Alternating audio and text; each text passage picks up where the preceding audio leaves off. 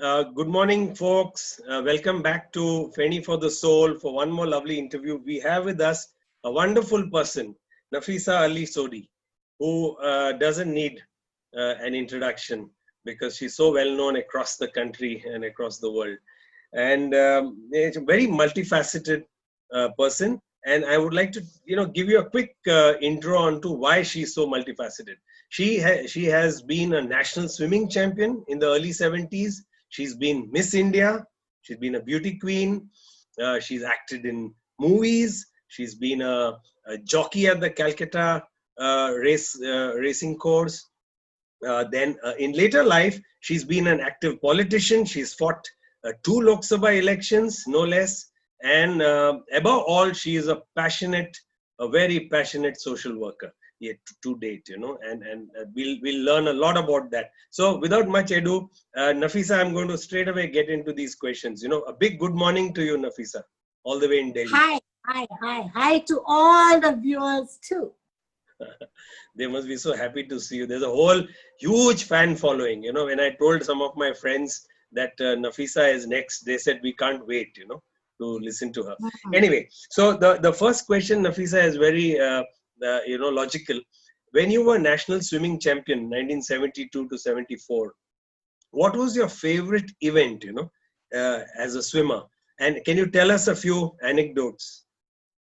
Well, as a swimmer, I loved all the strokes, but I did the 100 and 200 breaststroke, which I won. Then the second year I did the breaststroke freestyle, and by 1974 I won everything. That's why I say 74 I would say I had, and of course the relay also. So I had a maximum number of gold medals and winner of the national awards. Wow.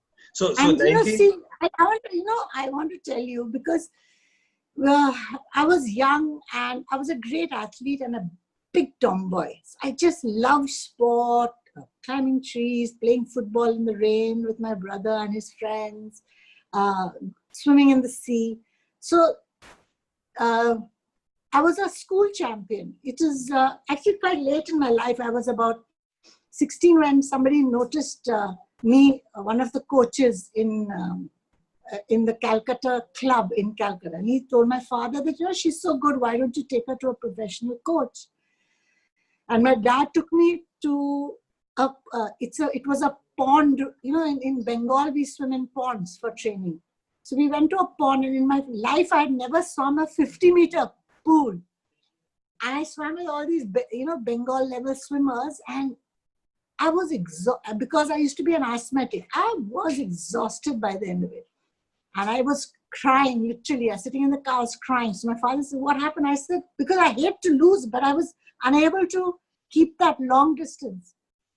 And so Dad took me to another club, which is the Indian Life Saving Society, to a coach called Anil Das. And Anil Das made me have a race, it was a 25-meter pool with all his state level champions. And I beat them all hollow. And he says, oh my God, this girl is, pretty good. So the first Bengal championship that I participated, I shattered 17 and 14-year-old records. That's why I was called a sizzling water baby. So Sizzling Water Baby came out on the cover of the GS magazine. GS was a great supporter because there's a Statesman, affiliated magazine. Correct. And because of that, actually, Rishi Kapoor saw my cover photo and showed it to his dad. But that's separate. Let's talk about swimming. So it's hard work. I used to get up at 5 in the morning, thanks to my dad, who would come with tea to wake me up, drive me there, then bring me back, take me to school, bring me home at lunchtime, so I'd have my lunch, have a short sleep, then he would drive me back for training. And I'd come back by the evening, exhausted. My school was pretty good because, after all, if you're swimming at that pace and those are many hours, it's very exhausting. So by the time my last class used to come, I used to fall asleep. Teachers would not say anything. So my school was a great supporter of what I became, because they understood me very well. My heart was in the right place, and well, I loved working. I loved working with passion, and I was a school champion, and of course, Bengal champion. Then I went on to be national champion. How wonderful. And I believe you all used to go often to even Puri on family holidays and swim in the sea.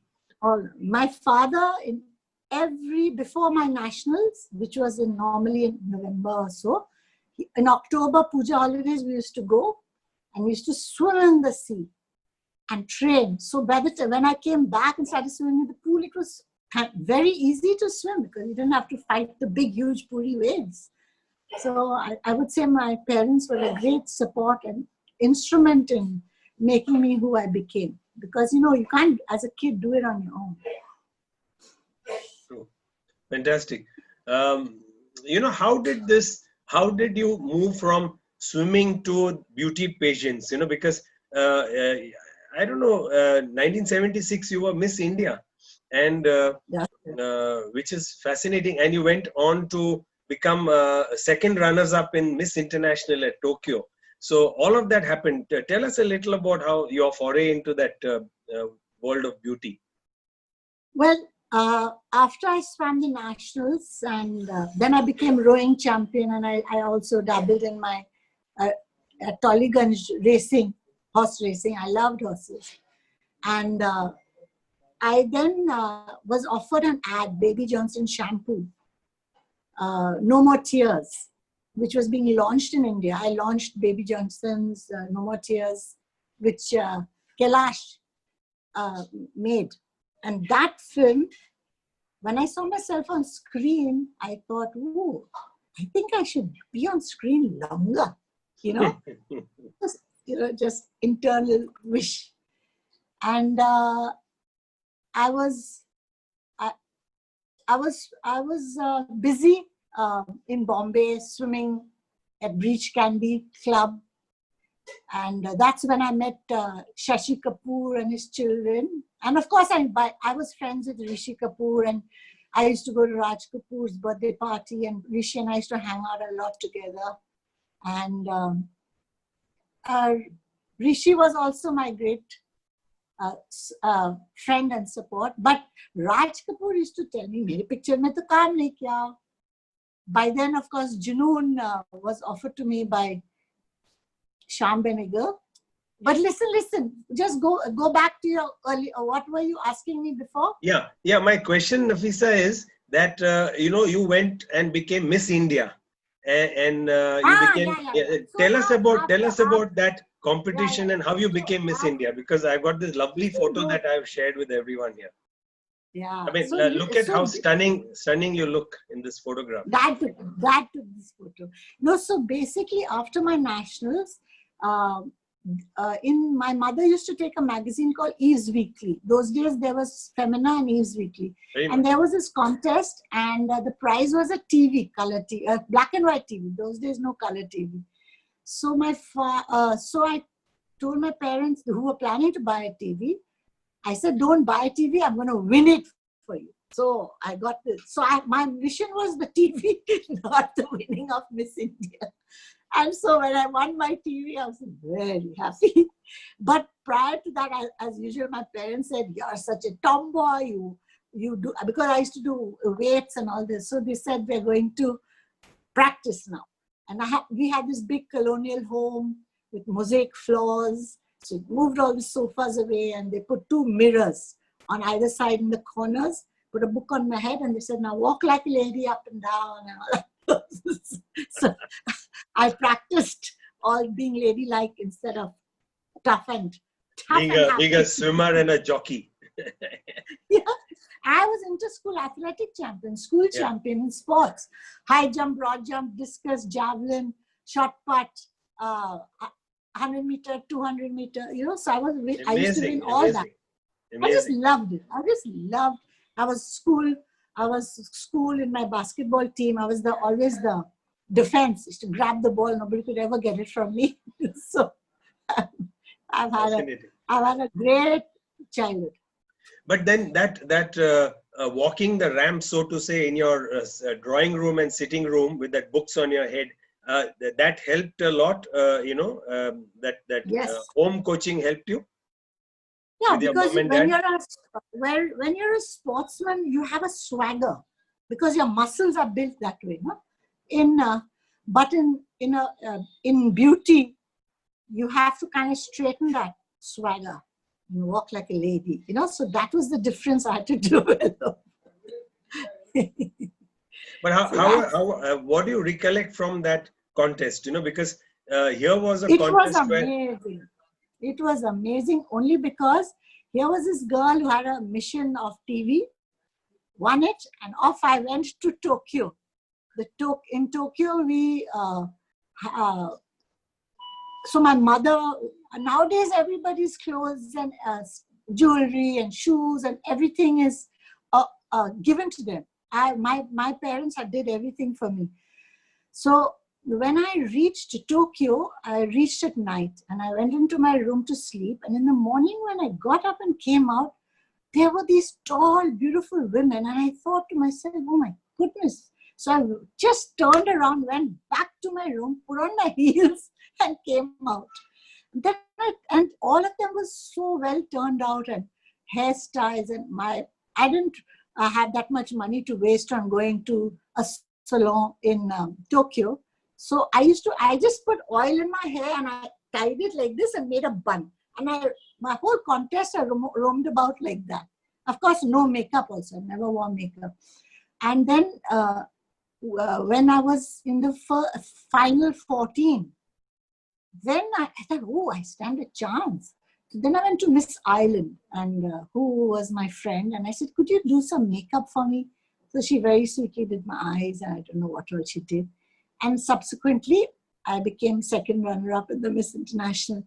And after that, we were taken all over Japan as beauty pageant winners in open-air cars and waving to the crowds, and people would come and say, we love you, and I would say, love you back. And it was fun. It was so much fun. And when I was around 14, I think Indira Gandhi as Prime Minister had come to Calcutta, and she was in this open-air car waving to everyone. So I imagine myself as Indira Gandhi, how she did it. I also did it representing India in Japan. And it made me realize how important it is to be an ambassador to your country. Because whatever you say, whatever you speak, I learned a bit of Japanese and konnichiwa, domarigato, gozaimashita, which is, thank you very much for everything. I love being in Japan. So I did all these things. And five of us, we were a gang of five because the winner and four runners-up, first, second, third, fourth. We had a blast. We really had a blast. We went to state events. We got gold keys to I don't know which state, I don't know what, all sorts of things we got. And I got a Mikimoto pearl crown. I remember when I came back to Calcutta, the customs says, but these are Mikimoto pearls, they're very valuable. And so you have to pay tax. I said, excuse me, I've been to represent the country. Why should I pay customs duty on my crown? I said, I'm not paying. And when I went to the customs house, you won't believe, the entire building, which is like 4 floors of open balconies, it was jam-packed with people seeing me. I think those customs people must have thought, better get her out of here. And they said, okay, go. We don't have to. And I'm sure the Kolkata media must have gone to town. Yeah, you must have been splashed on all the newspapers. Yeah, so Sizzling Water Baby became a reality of a reality, and then it, of course, became Rishi who saw that cover in Bombay. So then tell us about Junoon, because soon after this, Junoon comes later. Junoon comes. Yeah, I mean 2 years later, literally 2 years later, 1978, you got selected to play this wonderful role. Awesome. Important role in a movie which had so many stalwarts. Yeah, awesome. But I met Raj Kapoor. I met Raj Kapoor because Rishi and I, as I told you, we were friends. So at his birthday party, I met, of course, I met Raj Kapoor. I met Shashi Kapoor and his son, Kunal. And that's how we became friends. And we used to go swimming together. to Breach Candy. And then I did that Baby Johnson shampoo. Then I did that Taj tea. And then what happened was, I said I didn't want to act because my father had said no by then to Raj Kapoor's letter when I was 16. So she used to always get after me. Come on, come on, come on. I said, no. Anyways, then Shashi's son told me, Shyam Benegal is looking for a girl. Why don't you go and meet him? I said, I'm not interested. So I was leaving Bombay. And so Kunal said that you leave your photos. I'll show to Shyam Benegal. I said, okay, I'll leave it. And next day, Kunal very sweetly came, collected the photos and went to Shyam and showed it to him. And Shyam rang me up the next day. He says, you play a much younger girl, so I need to meet you. And then I can only decide. Because I played a 16-year-old in Junoon. And by then I was 21. Yep. It was my 21st birthday. So my father told me that, it's your decision now. I said, I would like to try. Because after my ad, I wanted to see myself on a large screen. And then I they put me up at the Taj, and Shyam Benegal sat like how you're sitting. And I was busy eating, 5-star, pancakes and this and that and all the yummy food. And I was busy eating. And then I suddenly looked up and Shyam was sitting like this and just staring at my face. I said, oh my God, why are you staring at me like that? He said, no, nothing, I'm just watching you. He said, if you watch me, I'll get a stomachache.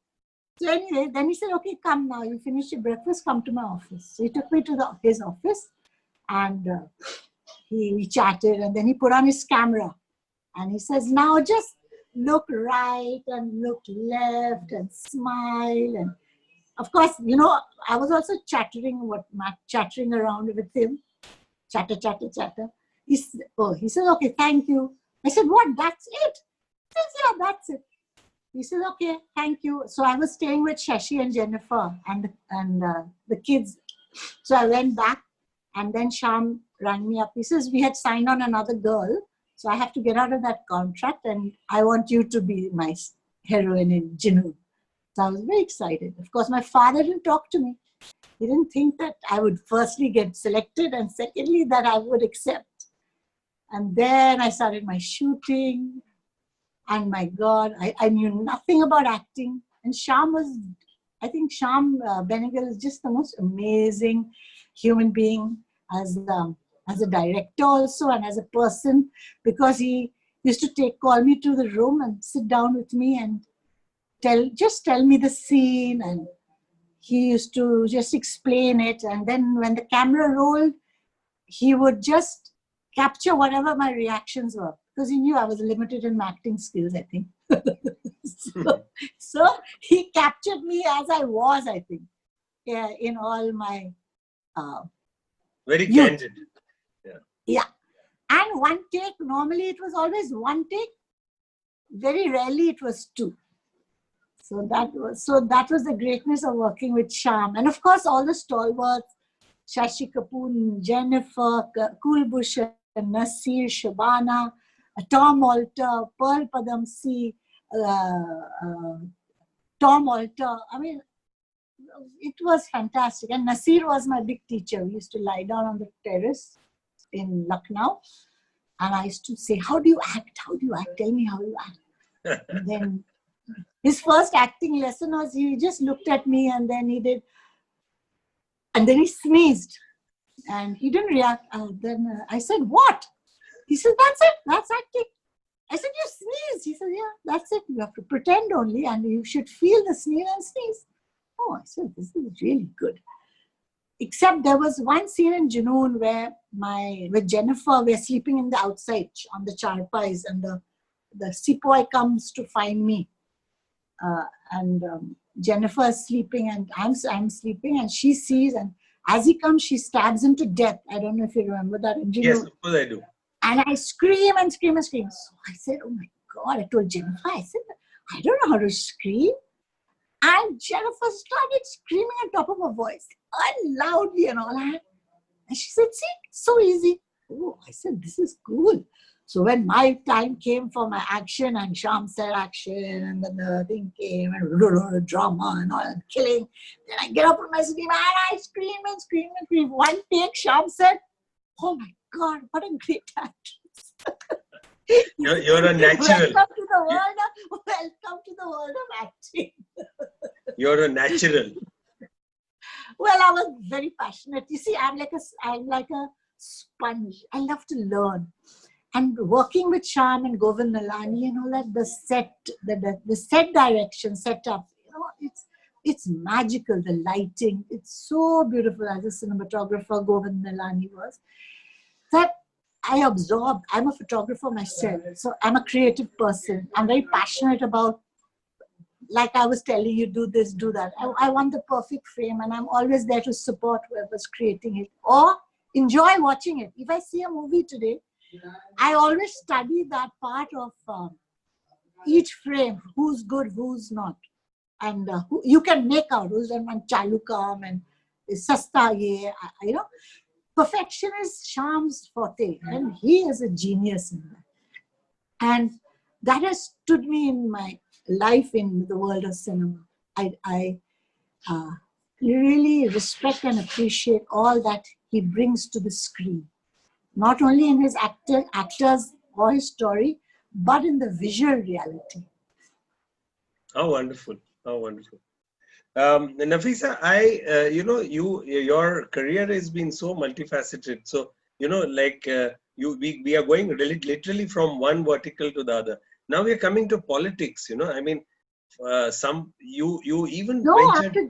After Junoon, I got married. No. True. I met my husband because the battle scene of Junoon was shot in Jaipur. My husband's regiments, the horse regiment, 61st Cavalry. So I got married and I disappeared because, as army officer, totally. 18 years, no one knew where I was. And then one day, out of the blue, Tinu Anand rang me and said, "I'm making this film, Major Saab." I said, "If you make me a foreigner, now I'm done acting." He said, "No, Baba, you're going to play an army officer and you're an Indian." I said, "Okay, then I like." And it was my kind of a hidden wish. I said, "I worked with Shashi. Now I must work with Amitabh."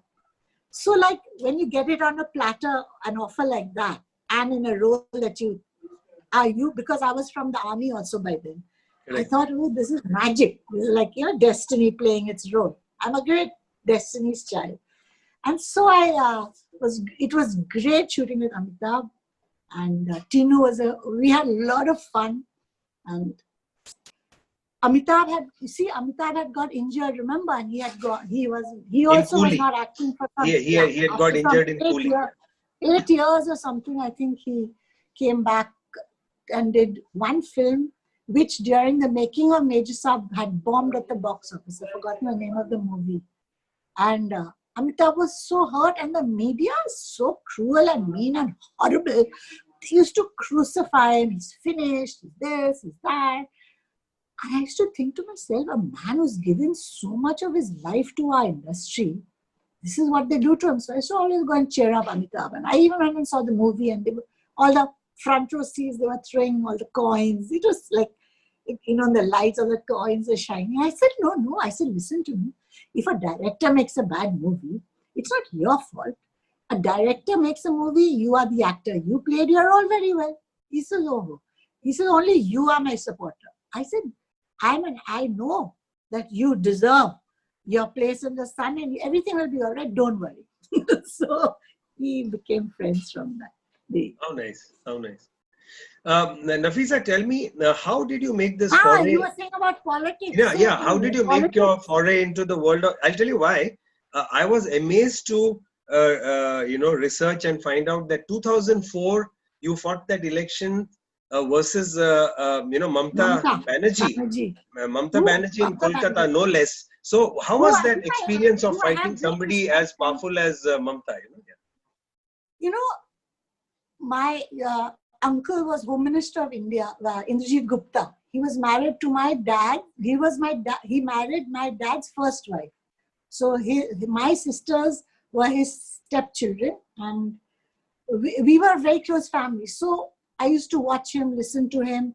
When he was home minister, I used to go to his office and not office, his house, which was in what is it called, in Connaught Place. He would refuse to move to a bungalow, so they had converted his flat into a office. So at that time, I used to listen to him a lot, and my interest in politics then started to get revived. And when the Babri demolition happened, my uncle was really upset as home minister. I don't know if he was home minister then, but he was really upset. And he says, this is the downfall of our Indian democracy and secular credentials, because the rise of BJP had started. And I was really angry at what a political party was doing on religious lines to garner votes. See, because I believe that the job of a politician, when he swears, because even when you contest, you have to swear an oath that you will be for all and not for one. Every BJP politician are all divided in their secular credentials, and I was upset. And I went to Sheila Dikshit, and I said, I want to join the Congress because I want to work with you. So BJP, when I joined the Congress, BJP were all eight seats of the MP elections was BJP, and Sheila Dikshit was contesting at that time. So I was very involved with her elections. The campaign in the late 90s. Campaign, yeah. So I slowly and surely my interest grew more and more, and my worry of what BJP represented from 2 seats to the majority of, until today, it frightens me what they are doing to our country. India deserves better. And it's almost as if one man's wand and his second in command go and do as they wish, and the country is in serious trouble. We are for India as one.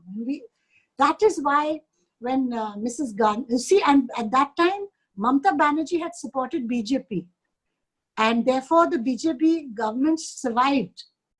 They should have fallen. So when Mrs. Gandhi and Pranab Mukherjee called me and they said, we want you to contest against Mamata, I said, I will. Because Mrs. Gandhi says, you are the most vocal against the Bengal politics and Mamata, and I come from a very literary Bengali family, S. Wajid Ali, very well known and respected. And so they said, you go and contest. I said, okay, I'll go and contest. And I ran a very strong campaign. Of course, Mamata being the president of her party, she won her seat, but all the Trinamool, and there were 2 BJP MPs, they all lost, except Mamata survived. So when I was flying, I was so excited because I said, I want the Congress to be in power. I want to break BJP. So when I was flying back to Delhi, which that photo you showed, and I went straight to Sonia Gandhi's house, and she put her arm around me and she said, well done. That's when I realized, I said, God, I have lost. I should have been in parliament too. But my mission was break BJP. And we accomplished that. Congress came to power with some 6-7 seats with their alliance, and we lost those seats in Bengal also. So I felt that I did my part. My only sadness or regret is, because I'm so passionate in politics and Bengal is my home and I love my Bengal, Pranab Mukherjee did not give me a chance to keep doing Bengal politics, which was my duty, because he wanted the rise of his son and his daughter. Pranab Mukherjee is a seasoned politician who always has a hidden agenda to do whatever else he wants. So he silently kept me out on purpose, and it really hurts me that it happened. But I couldn't fight such a huge stalwart. True. That's so interesting. Nafisa, today Really, what is, seems to be driving you is this tremendous passion for social work. It's not today, of course. For many decades, you've been doing it. Like, the Orissa cyclones, the Gujarat earthquake, the tragedy of the Gujarat riots. You've been on the front line with relief work. What has been motivating you? What drives you as a social worker? I can't keep silent when I see oppression or people in trouble or voiceless people's issues not being addressed. And, like in the present time, how can you do a lockdown? How can the Prime Minister of India do a lockdown for the whole country in 4 hours? Migrants, jobs, everything shut down in 4 hours. We've had a human catastrophe as far as the policy decision of, forget about demonetization, but this has these 4 hours. What is the harm in giving 1 day for people to prepare themselves? People lost their jobs. A migrant population who were working in other states were thrown out, cast out from their jobs because whoever gave them their salaries were happy not to give them anything. They just threw them out. And what did these poor people do? They walked hundreds of miles just to go home. We were not prepared. We didn't think of those. We only think about the high and mighty and how they benefit and give them their financial support and favor. So the powerful become more powerful. The voiceless remain voiceless. I find it heartbreaking. So that is why, that is now. But this has been my because for example, HIV, I took it up because nobody would take it up. It was not fashionable. People would not give money for HIV because they're going to die and it's anti my product and blah blah blah blah. So I went to Sheila Dikshit and I said, I've seen the suffering. I made a documentary because all I did was talk and give lectures and about the importance of HIV and awareness and keeping people away from the virus to knowledge. But only my photo would come out and some silly caption. And I said, one day I said, I want to make a documentary because I want people to see visual reality is visual reality. So one day I went to a dinner and I was just sitting at a table by myself and somebody came and sat with me. Then he was from Reliance. Then Mike Pandey came and sat with me and they were eating with me. And this man asked me, who was from Reliance, what are you doing? What are you up to now? I said, this is my issue and I'm really upset and I would like to make a documentary, but I don't have any money. He said, how much do you need? I said, I don't know. So I asked Mike Pandey, aren't you a filmmaker? He said, yeah. So I said, I want to make a film, a documentary. How much will it cost? He says, about 10 lakhs. So this gentleman said, Nafisa, here's 10 lakhs, go make your documentary. And with Mike Pandey, we went and we visited all, at that time there was only one care center. That when I made that, when I filmed that care center, there was one woman, like skin and bones, and they were going to do her dressing on her bed sores. They said, because we know you can do it sensitively, so you can film the dressing. When those bandages came out of her, like I was like, I was just broken as a human being because this woman, she had been a sex worker, then she got infected and her sister looked after her, but she had gone away. So she lay in her excreta and urine for a long time. And she developed bed sores, like on her back, you could see both sides, all her ribs, her entire coccyx, not tailbone. You could see her tailbone and her hip joints, the ball and socket joints, you could see that. All the flesh was rotten. And I thought to myself, oh my God, this is not human if we don't help HIV positive people. Then I went to the chief minister, who was Sheila Dikshit by then, who I had campaigned for and she had won. And I said, Ms. Dikshit, I have no money. Please give me a place. I need to start a care room. She says, of course, Nafisa, I trust you. Go choose one. I said, I want to choose one. Just give me any place, any empty shelter. So they gave me one in Rajokri. And I started my care home, and I started my care home, and just word of mouth, people would come from all over India for care. And I did it with all sincerity for 8 years. I even set up another care home, with the money I had raised. And I even convinced because it was BJP came to pass, Jaswant Singh was a finance minister. And he had come to a polo match as a chief guest. So I told him, you're not doing enough. He said, I'm doing a lot. I said, you give me time in Parliament, in your office, South Block, North Block. And I said, I'll come and give you a presentation. So he invited me. I took all my papers, and I talked and I talked and I talked. He just kept quiet. And I said, tell me just one thing. Why does a HIV positive person want to know if they're infected or come forward for testing if there is no treatment for them when we know antiretroviral drugs are available? Why? Then he says, you make sense to me. So he called in his finance secretary, because it was the budget on 30th of March, I think it was. He says, I want an announcement for antiretroviral drugs. So see the power of one. Power of one. And I came out of the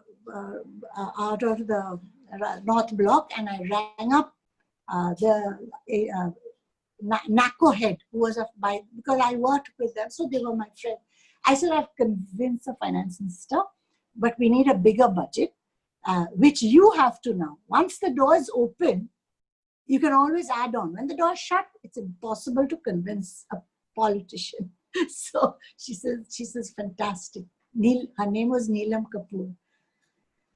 And that's how antiretroviral drugs became available to HIV positive people in India. Wow.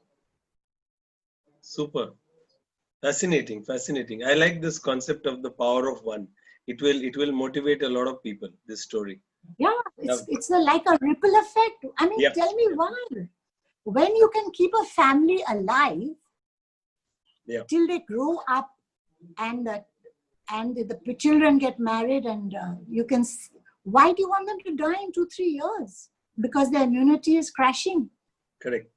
So this was my mission. And I'm glad I was able to make a difference in my own small way. And after about 8 years, when I contested in elections and all, by that time I said, now everybody's doing it. Now it's become part of the norm, because everything is become mainstream. I said, now I will close down my care home. Now, Nafisa, I'll tell you one more thing. Sure. When I reached this care home, when I started the care home, I was in a village area. So the villagers were very upset. Why HIV? Kyun aa raha hai? They used to call me Major Saab Madam. Major Saab Madam, kyun leke aa raha hai ye log? And then I started counseling them.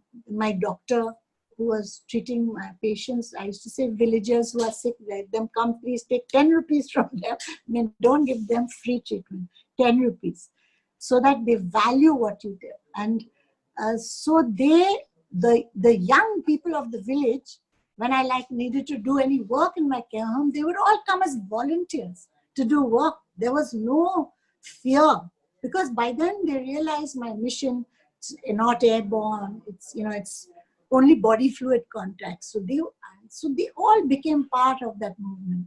Then somebody told me, why are you doing HIV? Why don't you do TB? You can cure TB. So I said, okay, I'll do TB too. So I went to the Delhi government. I said, so my friend said, why are you doing for HIV? They're going to die. When you TB, I said, okay, I'll do TB. I went to the Delhi government. I said, I would like to adopt the DOTS program for the people in and around the area, because in the DOTS program, they come to you and you give them medicine and they go back. So you monitor their progress and cure them. I did it. I treated hundreds and thousands of people. And even people who were turned away, HIV positive people who were even dying, and never turned them away. Till their last breath, we held their hand. and allow them to die with dignity. Then we would do their cremation or burial or whatever, help the family to do all that. So I did it to the best of my ability, giving love and smiles and cheer. And I used to paint all the walls of my hospital myself and make it colorful. I did all this. Wonderful, wonderful. Now, Nafisa, tell me, as a cancer survivor now, yeah, you spent a lot of last year and a bit of this year in Goa. 2 You know, years. yeah, 2 recuperating. years. Yeah. Fighting. So tell, and you know, in Goa, you've been two interesting things. You've been painting a lot and looking after stray dogs in North Goa. So what is this? Which aspect of Goa pleases you the most or gives you maximum joy? See, the people of Goa are wonderful people, quiet and sensitive and caring. And the beaches of North Goa, which I've painted in my painting as a tribute to Goa, I love the sea, I love the water. And when lockdown happened, I was literally stranded in Goa, so I had nothing to really do. So I had got paints and canvases because I thought I'd teach my children, grandchildren, how to paint. So then I started painting with acrylic art. That's the only paint I had with me then. So I started painting because it consumed me. The whole day I would paint, get a backache and all that. I did all that. And the day after the lockdown happened, I went for a walk on the beach and all the shacks had shut down. There was no food available for the dogs. And I thought to myself, oh, this is really sad. Even I didn't have any food. So some media friend of mine, some journalist had called, said, how are you? What are you doing? I said, there's no food available. Everything is shut down. All the shops are closed. It's so hard. And she wrote about it in the newspaper. And then I must say the administration, which his name was Kunal, the IAS officer in charge of Perinim, which is our area, he saw it in the newspaper. He put out a Twitter to say, where is Nafisa? Can you get her number? And within a few hours, he calls me and he says, we're all coming to see you. Are we all right? And then they all came, 2-3 cars and all the administration, all my neighbors were thinking, God knows what's happened. I said, see, we are in a village. Murjam is far away, North Goa. We're in a village area. I don't know, rest of Goa, because this is me here. Everybody is having the same problem. We got to get food. So somehow, something has to open you. Please make sure that people have access to all that. I said, it's not about me, it's about everybody. So that's how it happened. Then I told them, I said, the dogs are all hungry. They're drinking salt water. There's no water. At that time, it was peak summer.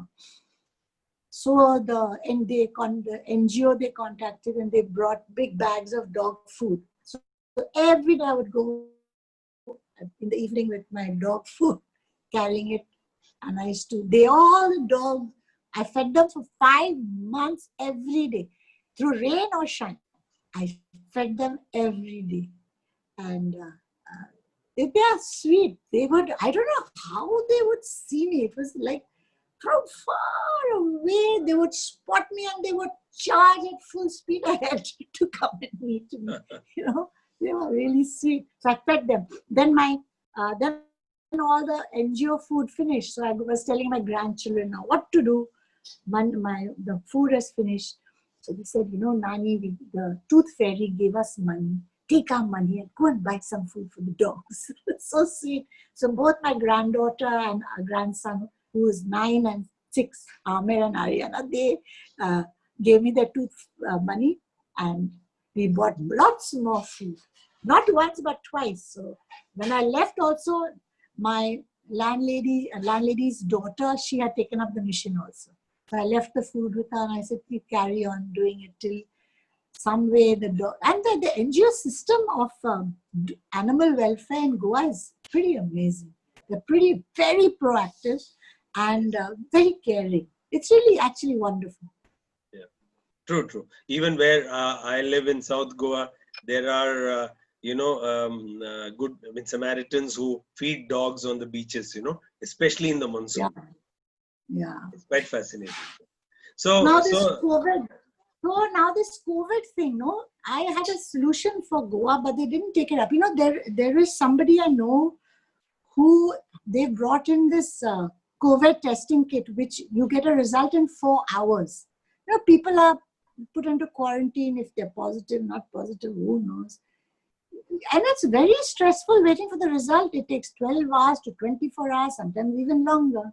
So I suggested to the health minister of Goa, I said, you know, why don't you look at this product, which is approved by whatever their guidelines are and all. But till now, they haven't really reacted on that. But, you know, if tourism opens, you can't just put people into unhealthy, shabby. Under the bedsheet, if you see the sheets, they're really not so good. So these are the things. So I feel when I see something, for example, a friend of mine in Goa has a wonderful old factory and they make this haldi spray, which is an immunity booster. True. So I've told all my friends, why don't we, under these conditions, it helps your immunity. All you have to do is spray your mouth. It's called mouth sanitizer, not hand sanitizer, mouth sanitizer. So these things, if I see anything good, I always say that it's tried out. Because it helped me. It helped me. So lovely, Nafisa. You know, it's been great chatting with you and listening to you about your life and all your wonderful experiences. You know, thank you for giving us this time for the, you know, our Feni for the Soul YouTube channel. I'm sure a lot of people will love it. I want to say to your friends who watch that I love you, and for eternity, thank you for giving me the opportunities to do the things that I love and believe in. Unfortunately, I never won my politics. I never went to parliament. But my work and my mission remains intact. Absolutely. You touch so many people. God bless you. Bye. Bye.